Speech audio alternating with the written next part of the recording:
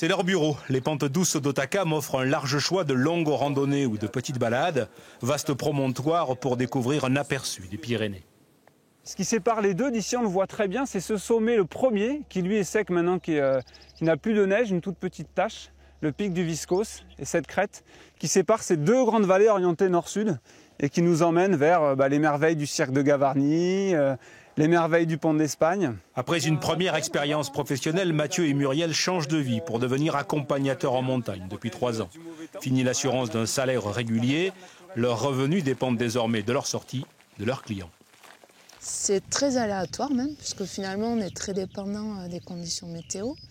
Nous, on est une activité jeune, on démarre, donc faut se faire connaître. Il y a beaucoup de travail de prospection, de communication. Mais voilà, petit à petit, on fait notre nid.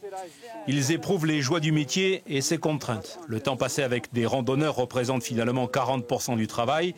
Avec ses périodes de pointe et d'autres beaucoup plus creuses, Mathieu et Muriel proposent donc des randos toute l'année.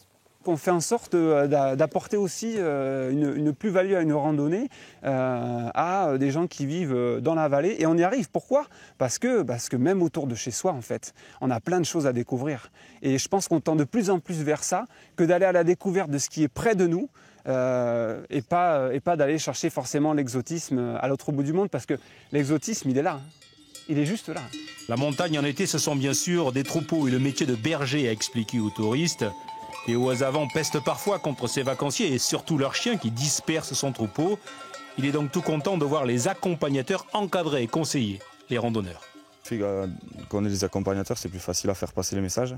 Et voilà, bien expliquer que nous, c'est notre métier, c'est pas un loisir. Et la montagne, on en a besoin, tous. Elle appartient à tout le monde, mais il faut respecter notre travail et se respecter les uns les autres. Comme Mathieu et Muriel, dans les Hautes-Pyrénées, environ 200 accompagnateurs proposent aux randonneurs de parcourir les sentiers, mais aussi de lever les yeux avec des sorties nocturnes pour voir les étoiles.